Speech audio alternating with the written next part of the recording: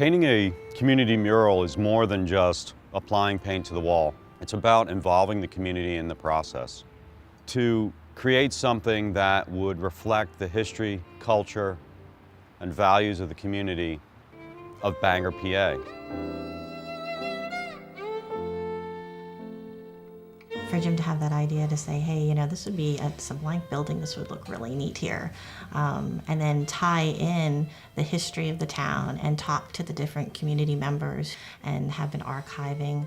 It kind of also shows what Totts Gap Art Institute has been doing for the community, and this has been a really big way to display it and get that thought out into the open that what they've been doing is actually, it gives a lot more of an impact. My little sister, she was taking these art classes and they sounded like a ton of fun. So, you know, I thought I would come in and see what she does. I'm just come here last year to learn more about paint and draw, and Mr. Gloria said me, okay, summer we doing mural, all kids go. And once I heard that we were going to be doing a mural, I was totally psyched and I was totally in for it. Has either of you ever worked on a project like this before? Oil painting has never really been, or just any painting in general, has never been anything that I've really been acquainted with. It's the first time I ever worked on a mural before.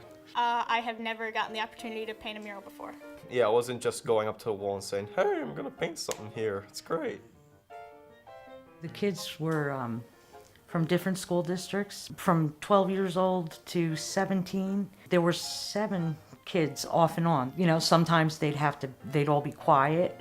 That was amazing because they were all, they were, well, sometimes. They learned constantly. It was a constant learning process for them. So how do you get from this blank wall to this finished image? What's the process? There's a lot of mystery associated with it. People want to know how do you pull this rabbit out of the hat? How do you make this? It's magic to them in a way. I feel very strongly about sort of demystifying the process. I like public art. I like making something in view of people so they can watch it happen and see that it's not about magic. It's not about being born with talent. It's about process. We start with a rendering of what's existing. We have a scale drawing with a scale figure, or 1/2 inch to the foot, and the architectural elements of the existing building, so we know what we have, what we're dealing with. Painting on a large scale mural, the surface isn't ideal. In this case, we did plaster the wall with an historic mortar. This historic mortar allows the building to breathe and move and settle without being damaged. So in essence, we have a blank canvas. The final rendering, I chose to use the actual paint system that was going to be used on the wall itself. Rather than the paint sitting on the surface of the wall, it actually acts as a skin, protecting the wall and breathing like the wall, so that water can permeate the wall in both directions. One problem with the paint, or challenge, is that it has a very limited palette. 10 colors in all, including black and white.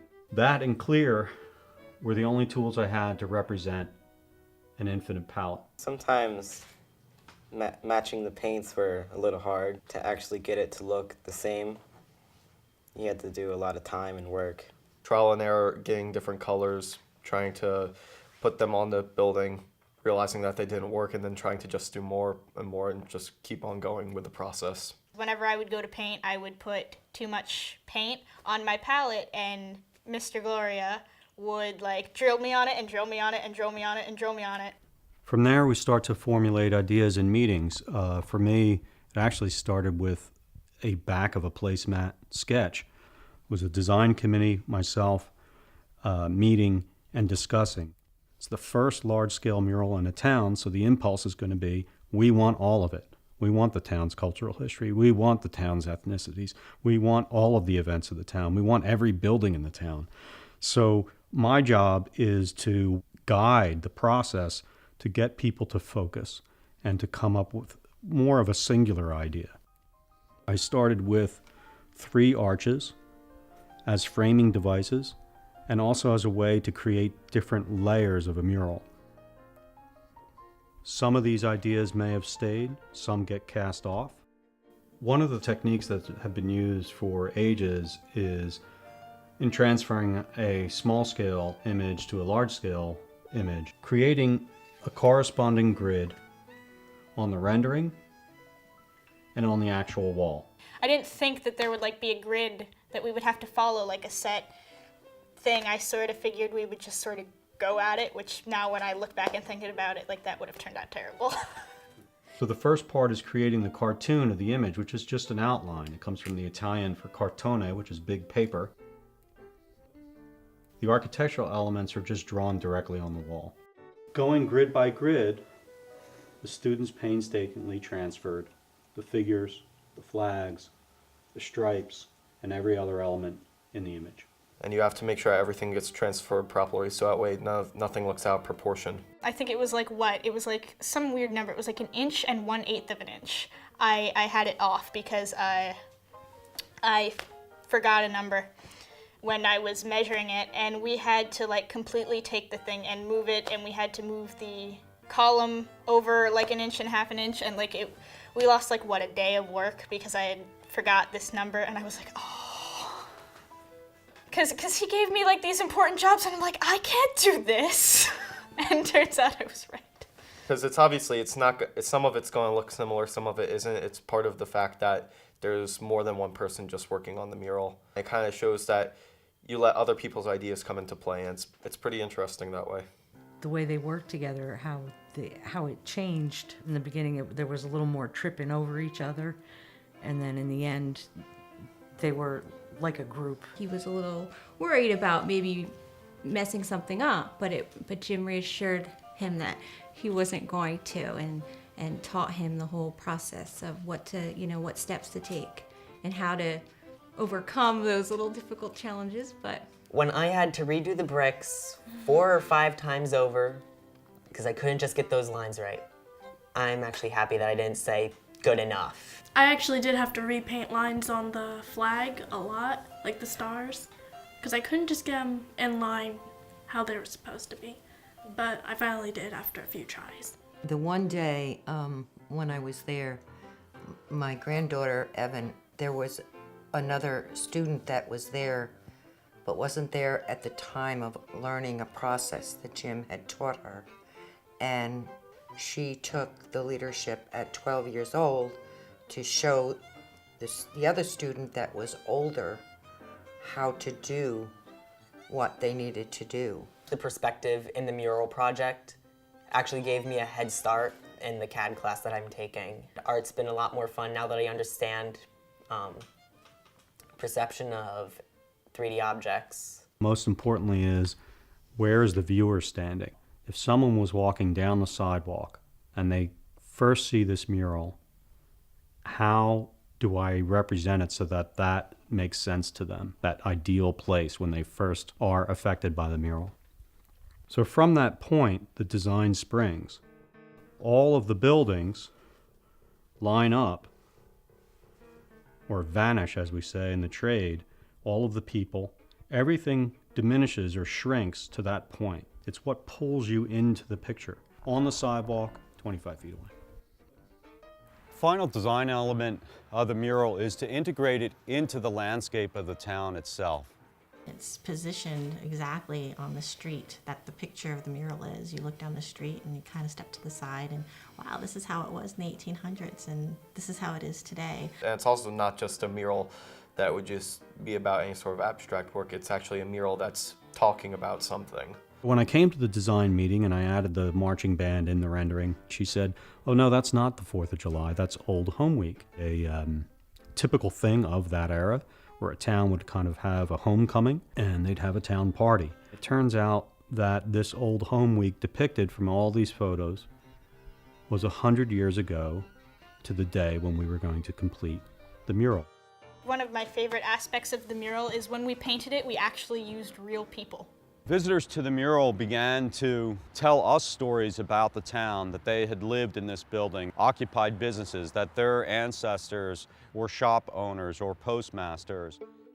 It's more personal that way, I think. It's more unique to Bangor itself. First we did like all these people and stuff. It's like geometry.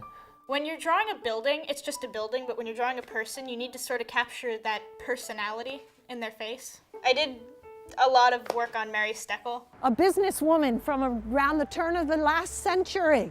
A gentleman approached me and said, "That's my grandfather." Sometimes I just stop by the mural to pet the horse.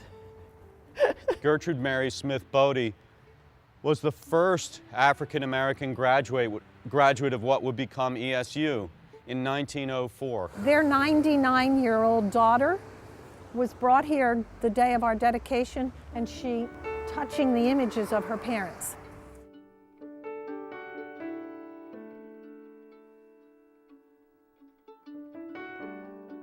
I just sort of thought of it as all of us just doing what we love. I mean, I didn't really consider how big it would be. Like, I went to the dedication and I looked around, I was like, where did all these people come from? The dedication was, I think, the thing that made me most impressed with the people from this area. I've lived here for 20 years, and it's the first time I ever felt that so many people cared about something so much. We had people who couldn't get enough of it stopping by just to watch the process go on, and they literally couldn't stay away. They were here every day. I think Jim worked on that a good 14 hours a day, 12 hours a day sometimes. When I saw the process and the mural, I'm wondering what's they doing. Jim's students that produced it, I thought that was a plus, because they too, they have an interest in the art itself, plus they learn the history of the borough. And then after a couple of weeks, and then when I explore the design, I love it. I say, wow. And it was interesting to come to see it come to life. People, I think, are just almost like infatuated with it. No one would expect to find a piece of art, and it is a piece of art like that in the downtown Bangor area. We build on who we are, what we look like, what our assets are. Part of, I think, what Bangor's going through is really finding its new voice. In the past, there was slate quarries and textiles and just the mom and pop shops that have existed here. And I think part of finding a new identity has been to look at projects and like the mural and the revitalization project overall to say, well, what are we going to be in the future? This is where we came from. This is where we got to. I think it's just really awesome that we could have done this.